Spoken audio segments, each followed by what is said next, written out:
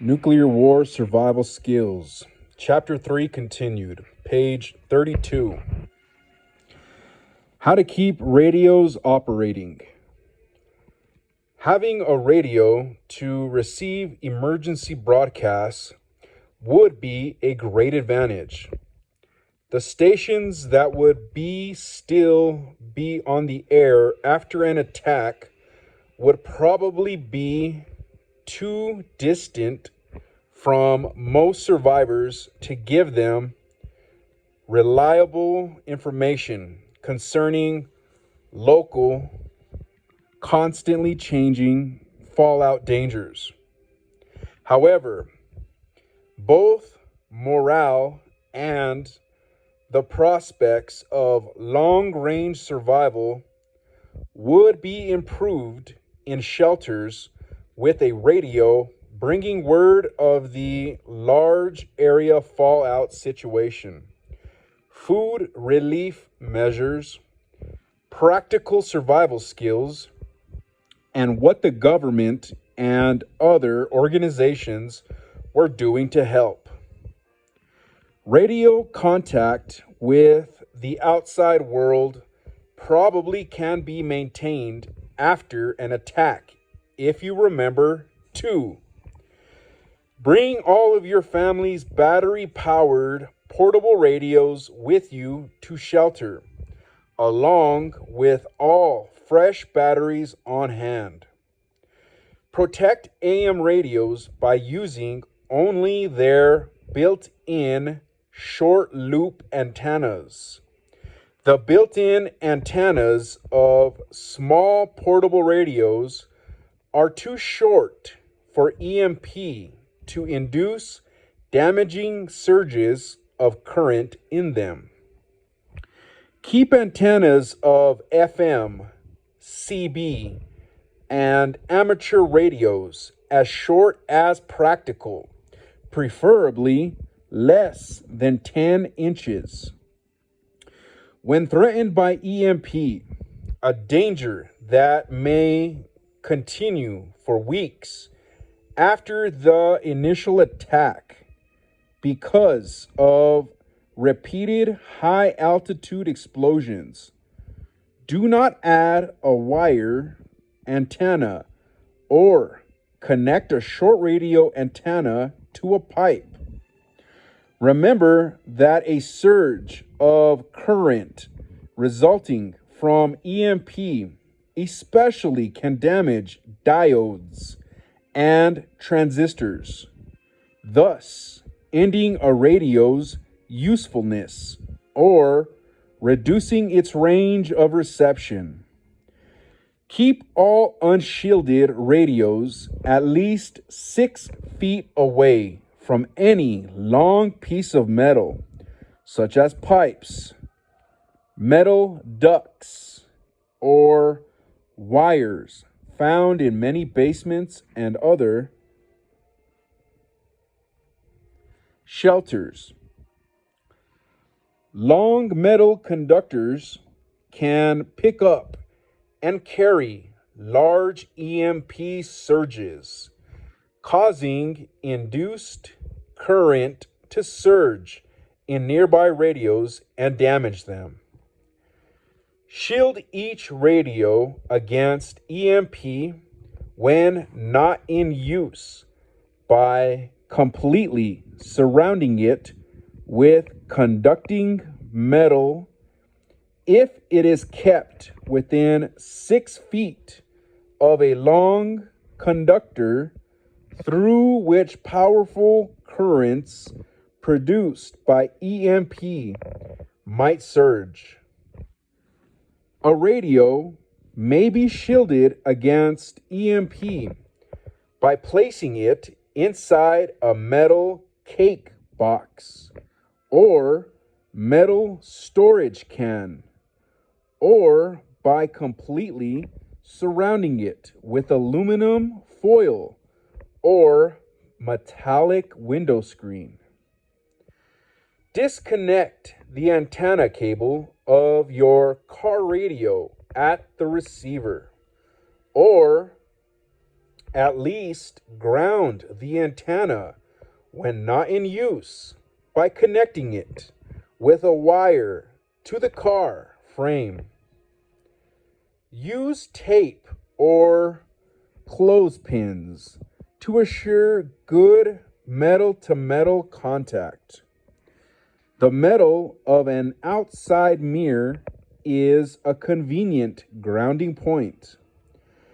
Park your car as near to your shelter as practical so that after fallout has decayed sufficiently, you may be able to use the car radio to get distant stations that are still broadcasting. Prevent possible damage to a radio from extreme dampness, which may result from long occupancy of some below ground shelters. By keeping it sealed in a clear plastic bag large enough so that the radio can be operated while inside. An additional precaution is to keep a plastic covered radio in an airtight container with some anhydrite made from wallboard gypsum, as described in Appendix C. Conserve batteries because after an attack, you may not be able to get replacements for months. Listen only periodically to the stations you find give the most useful information. The batteries of transistor radios will last up to twice as long if the radios are played at reduced volume. Page 33. Chapter 4. Evacuation.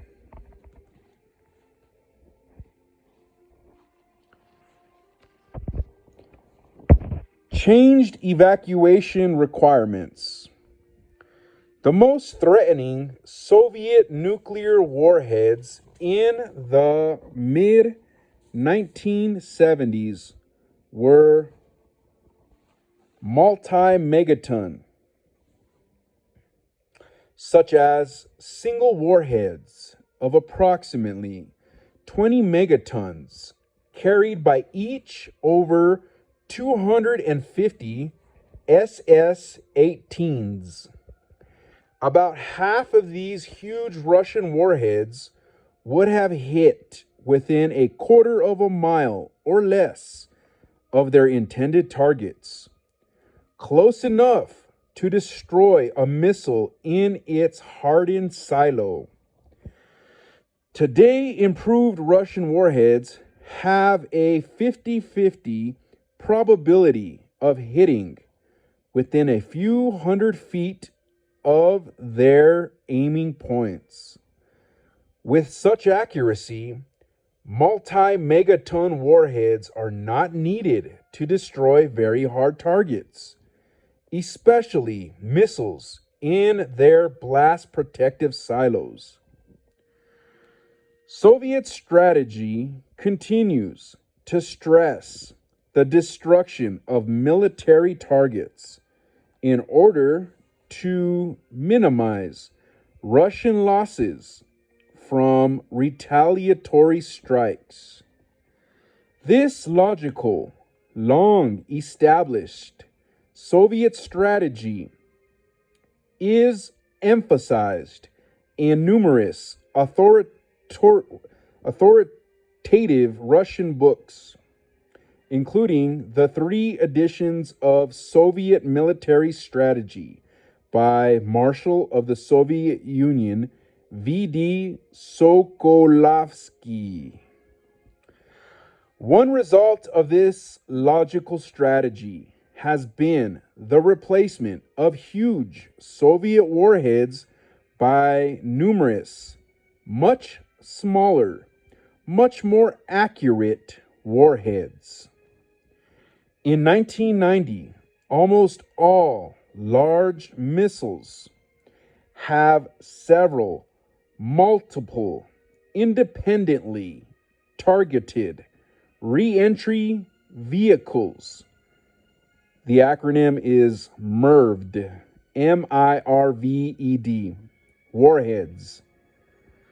Soviet warheads, especially the 10 warheads of 500 kilotons, each carried by most SS-18s, could destroy almost all important U.S. fixed military installations and also almost all U.S. command and control facilities, airport runways longer than 7,000 feet, major seaports, and the factories and refineries that are the basis of our military power.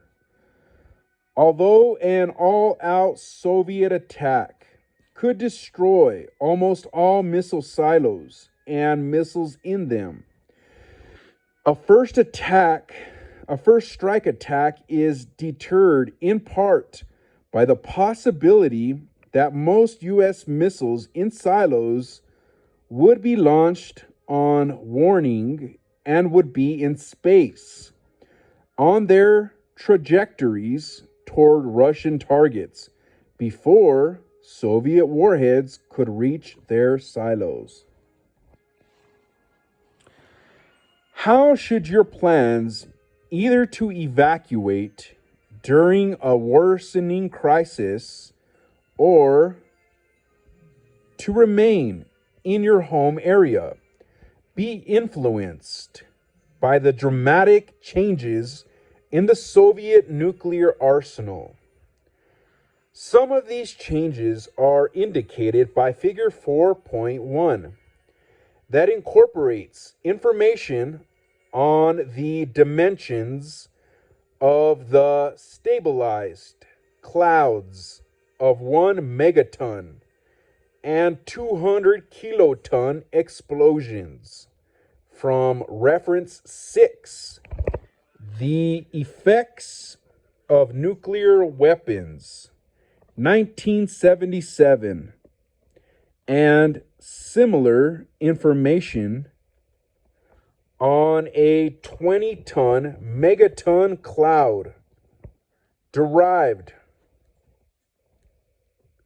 from a graph on page 20 of the effects on the atmosphere of a major nuclear exchange by the Committee on the Atmospheric Effects of Nuclear Explosions, National Research Council, National Academy Press, Washington, D.C., 1985. This NRC graph is based on Ballistic Missile Organization 83-5, Part 1, dated the 29th of September, 1983, a report that is not generally available. The air bursting of one of the probably few 20 megaton warheads carried by Soviet ICBMs would destroy typical American homes up to about 16 miles from ground zero. In contrast, the air bursting of an approximately 1 megaton warhead, one of the large warheads in today's Soviet arsenal, would destroy most homes within a roughly circular area having a radius of only about 5 miles.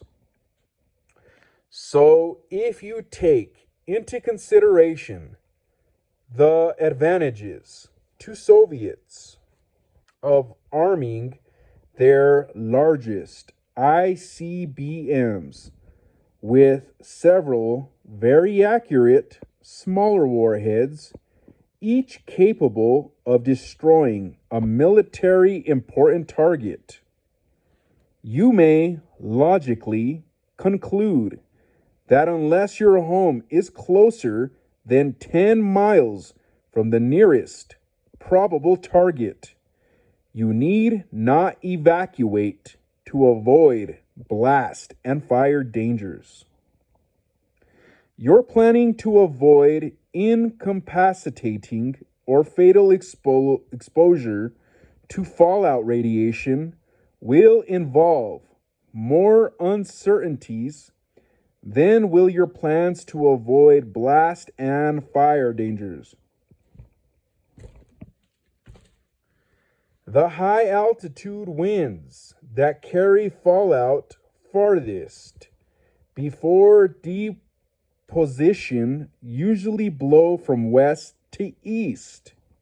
Therefore, in most areas, your chances of avoiding extremely dangerous radiation dangers are improved if. Page 34. You evacuate westward to an area away from likely nearby targets. Figure 4.1. Stabilized radioactive fallout clouds shown a few minutes after air burst explosions within distances from ground zeros at which the wood frames of typical homes are almost completely collapsed. The clouds from surface or near surface bursts are almost as large, but the distances of blast damage are reduced by around 38%. On the left side, it talks about the height in thousands of feet from 0 to 120.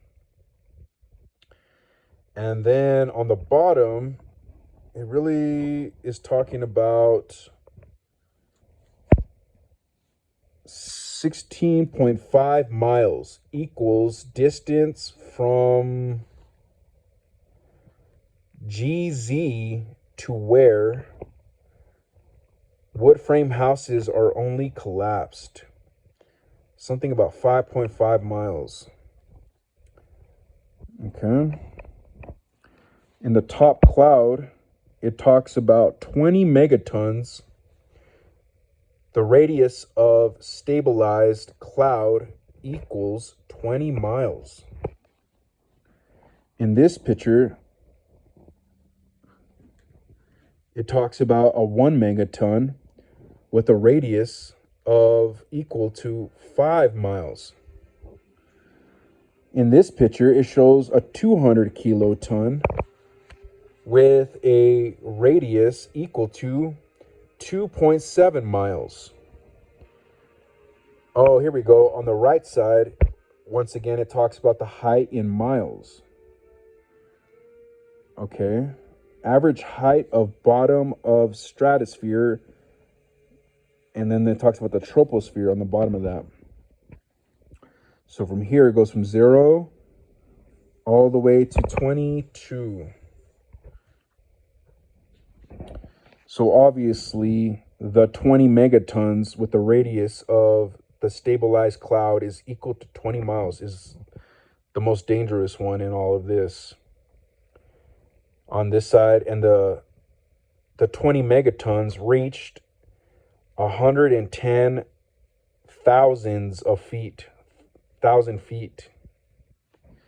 The 1 megaton reached around 65,000 feet, and the 200 kiloton reached about 45,000 feet.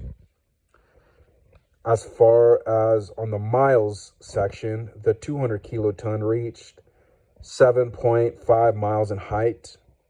The 1 megaton reached around 12.5 miles in height.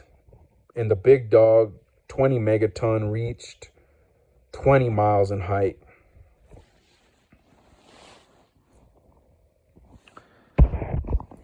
However, since no one can foretell with certainty in what directions future winds will blow, your plans to remain where you live or your crisis evacuation plans should include building, improving, or utilizing high protection factor shelter as explained in the following chapters. If you live near a target, the destruction of which has high priority in Soviet war winning strategy, then a decade or so ago, it quite likely was targeted by a 20 megaton warhead, as you can see in figure 4.1. Shows the awesome size of the stabilized radioactive cloud from a 20 megaton airburst.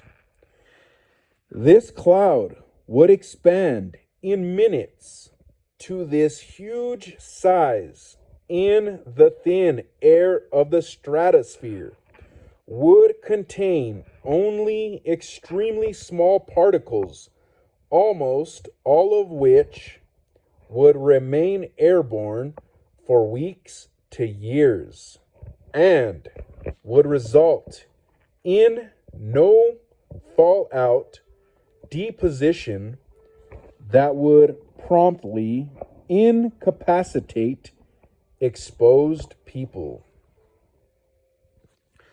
A 20 megaton surface burst or near surface burst would produce a stabilized radioactive cloud extending almost as far in all directions from GZ as would a 20 megaton airburst.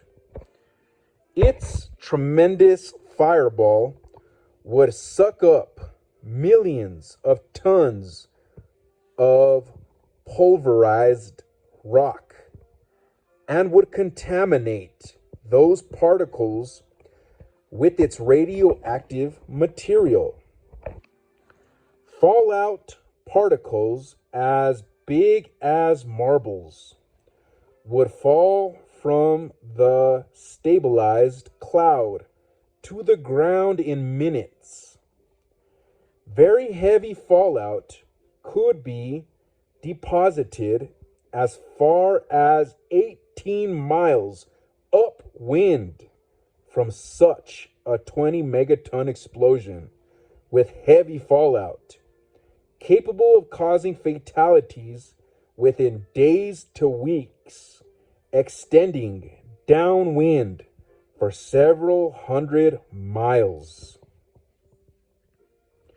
A 1 megaton surface burst, figure 4.1, would produce a stabilized fallout cloud unlikely to result in fallout being deposited in the upwind or crosswind directions from, GZ means ground zero, from ground zero beyond the range of the explosion's home, destroying blast effects.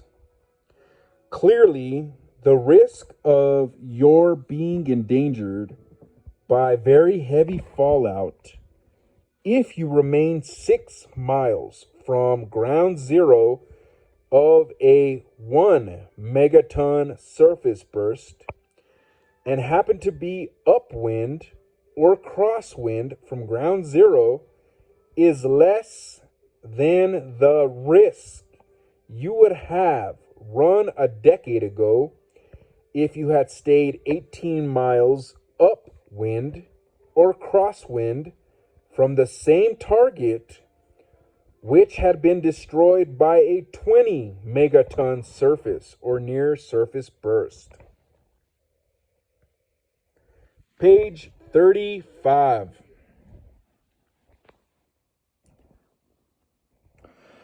High risk and high risk areas, or highest risk and high risk areas.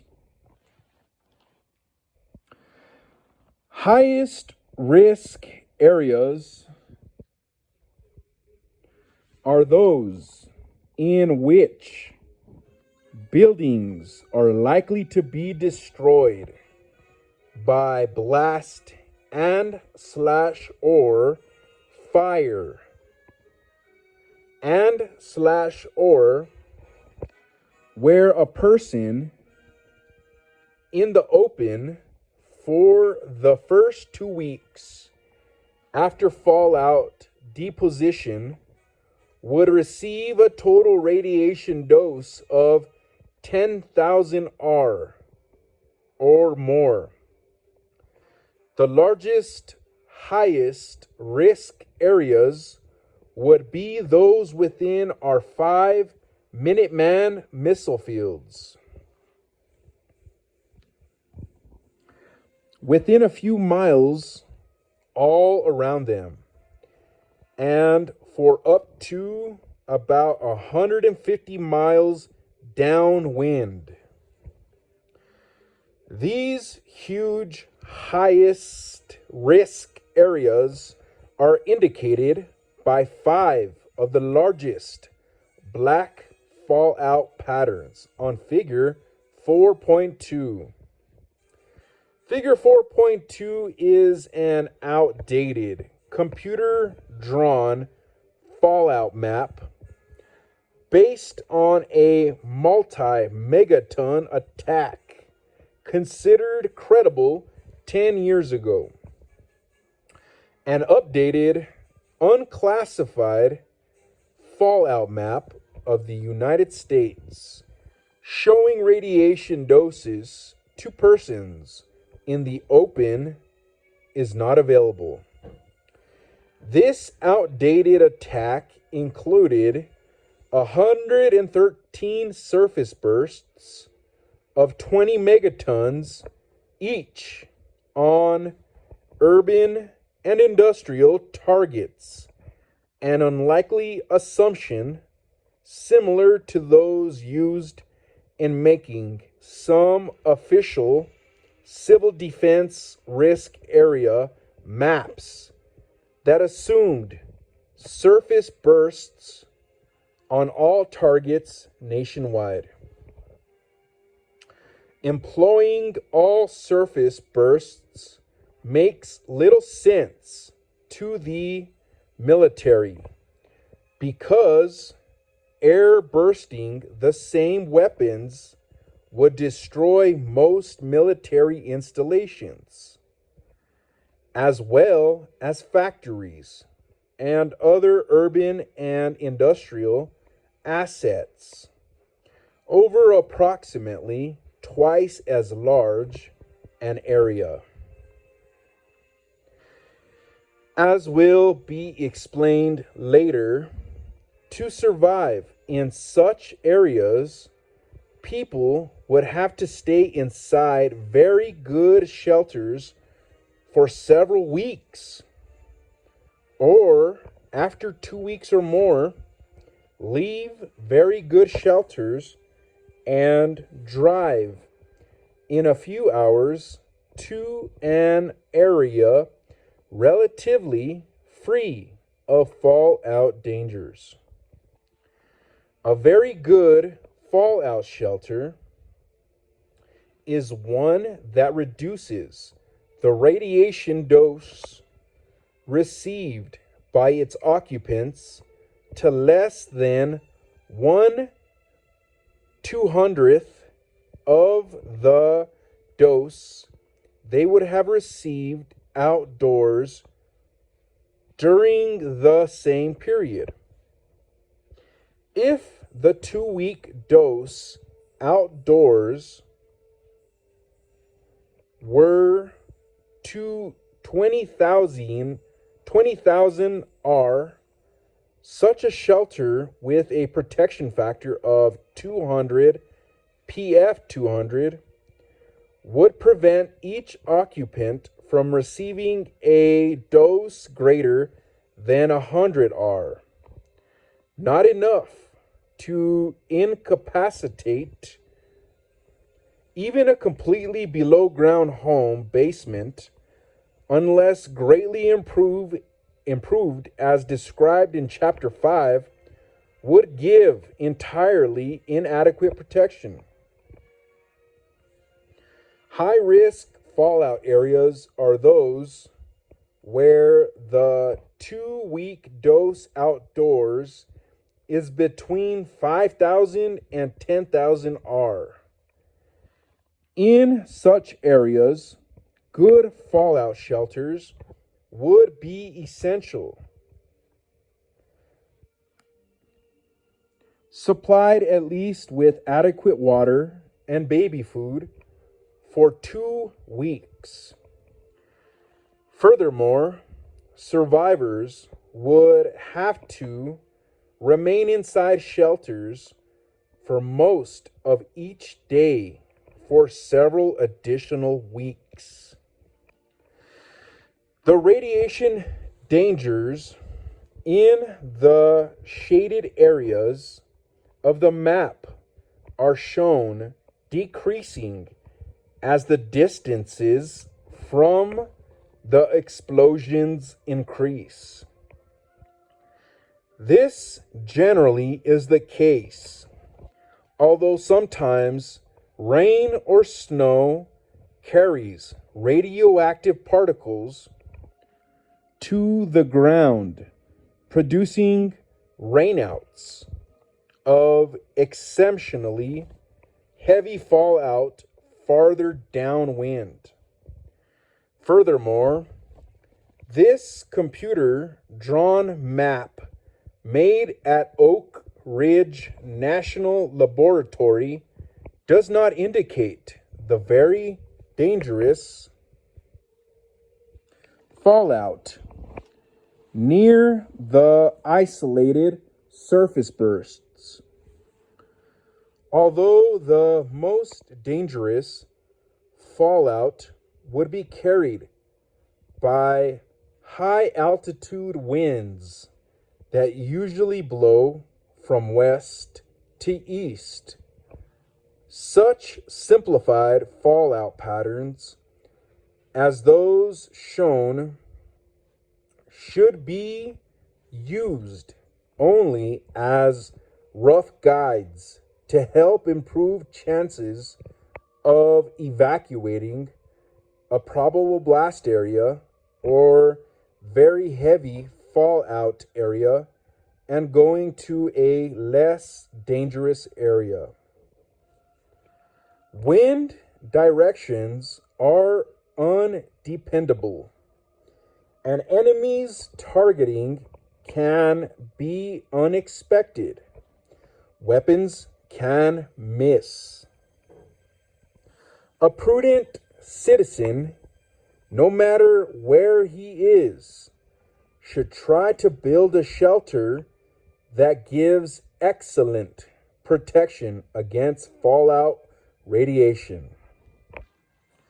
A major disadvantage of all types of risk area maps is the fact that poorly informed people often misinterpret them and conclude that if they are outside a mapped risk area, they are relatively safe from blast, fire, and even deadly fallout dangers.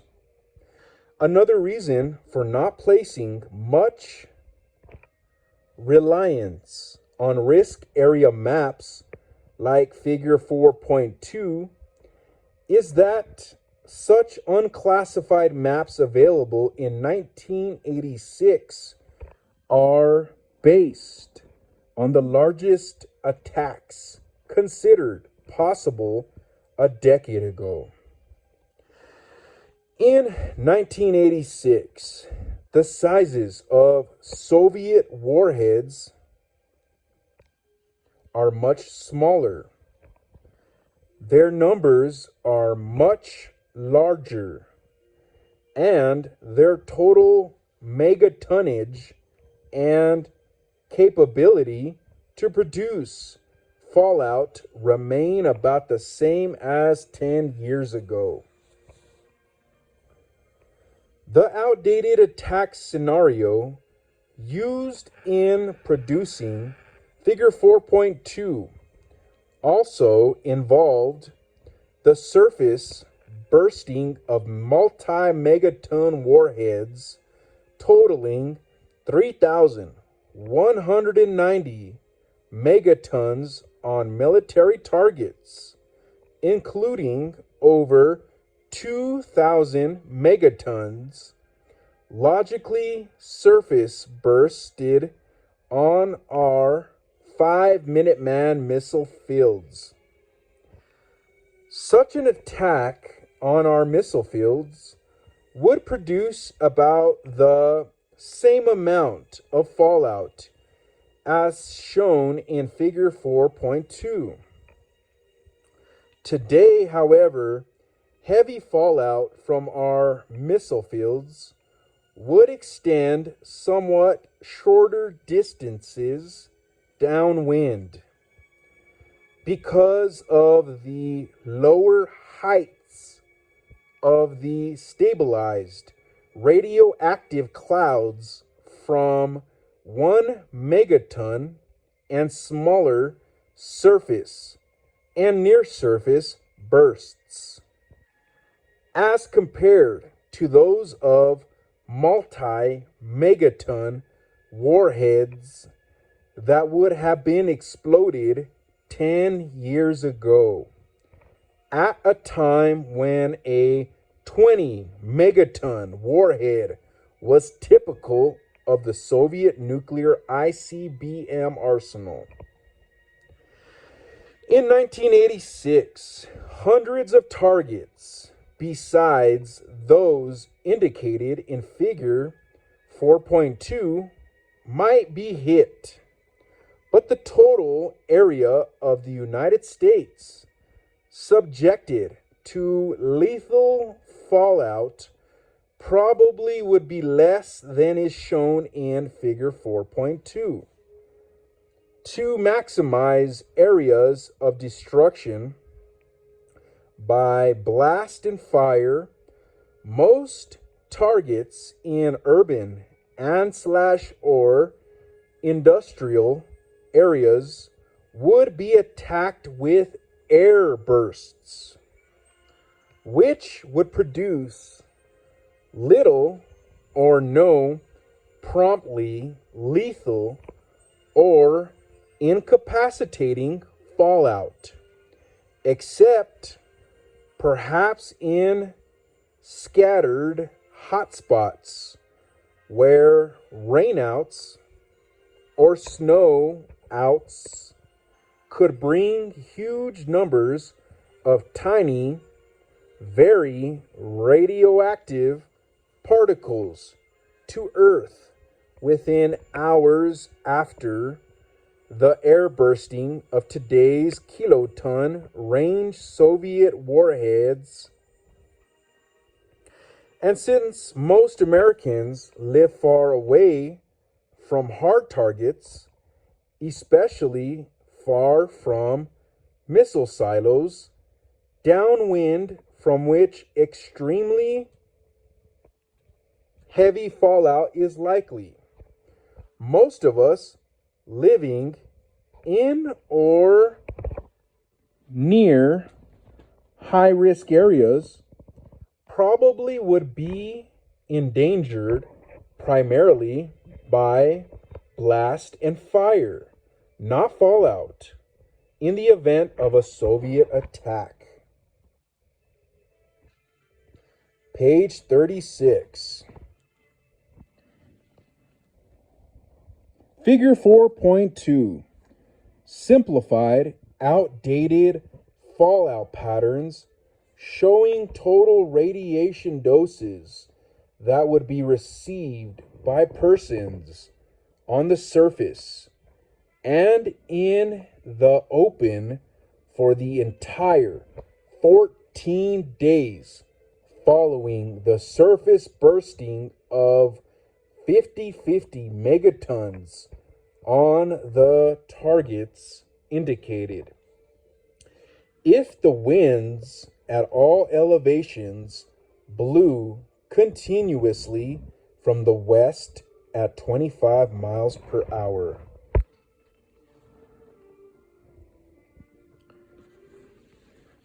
It shows here at the top the blank white areas indicated are 0 to 100 R, which I guess just means radiation. The next is a little bit of sprinkles color. That's going to be the 101 to 450 radiation. The next is the darker gray, kind of light gray. That area is going to be 451 to 2,500 radiation. The next is the darker grayish, blackish. That area is going to be 2,501 radiation doses to 5,000 radiation doses. The next is the darker gray. That area is 5,001 radiation doses to 10,000 radiation doses. And lastly, the black areas are 10,001 radiation doses to 20,000 radiation doses. It shows, oh wow, in Texas, mostly northern, central Texas is getting hit with the gray to dark gray. The top of Texas is white. Some of the lower is a couple of hits. My state of New Mexico is pretty fucking bad. The top of New Mexico is white, but the middle is gray, and the south, surprisingly, is really gray and black. Arizona is really bad. The top of Arizona is white mostly, but the mid to southern is gray to black. California gets hit pretty damn hard in the mid and southern, so it's black along the southern, which is the worst, and the mid is black. And northern California, surprisingly, is white. You can see here Nevada getting hit with the fallout. The fallout goes all the way through mid-Nevada. Colorado is northern, but southern Colorado, surprisingly, doesn't get hit. Wow. The northeast corner of the United States gets hit with about 3 rockets, it looks like, and is pretty much destroyed. That's where all the Minuteman silos have to be, from what I've heard. You can see the direct impacts. Those got to be the ICBMs where they're gonna target is completely black. All 3 of the northern states look like they're just gonna get wiped out. 4 if you count like Montana. Oh wow! Oh, the East Coast is fucked. Look at that. All that fallout on the East Coast. I mean, this is just this diagram though. All mid-gray or black. So it looks like these are like smaller, mostly smaller mid-sized bursts. The big dog ones are going to hit the north. the mid and a little bit of big dog ICBMs are going to hit East Coast, and they're just going to let the fallout run through and wipe everybody out.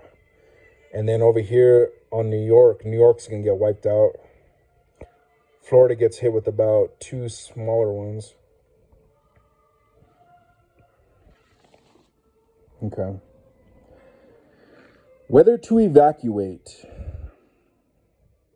Let's assume that Russian cities were being evacuated, or that tactical nuclear weapons were beginning to be used in what had been an overseas conventional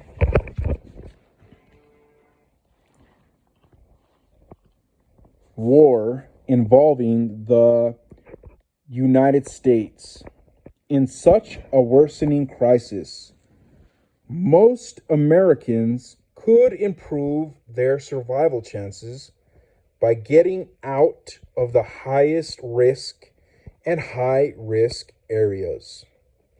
U.S. capabilities for war crisis evacuation are poor and tending to worsen.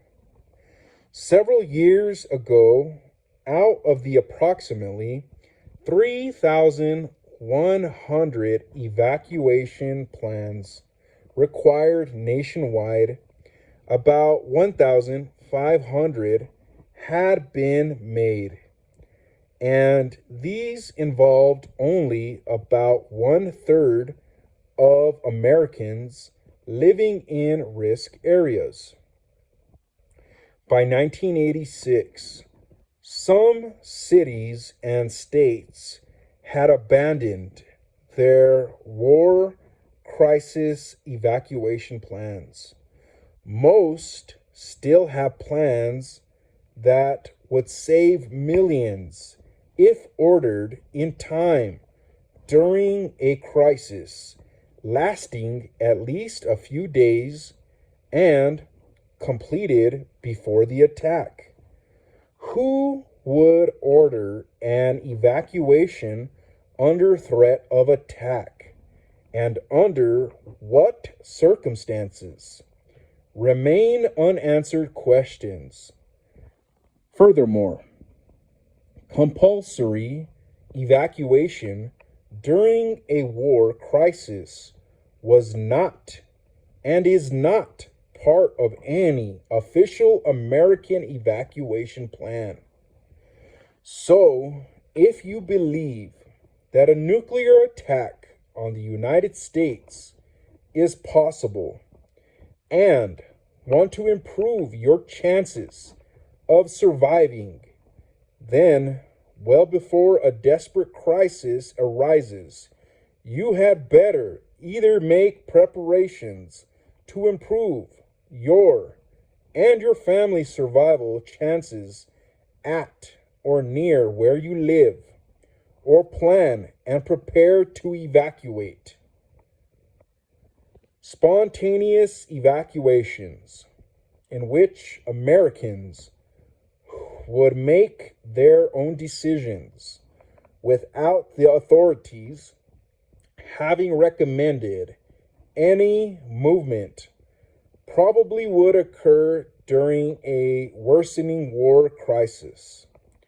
Traffic jams and other complications are less likely to occur if citizens start leaving high-risk areas on their own over a period of several hours to a few days,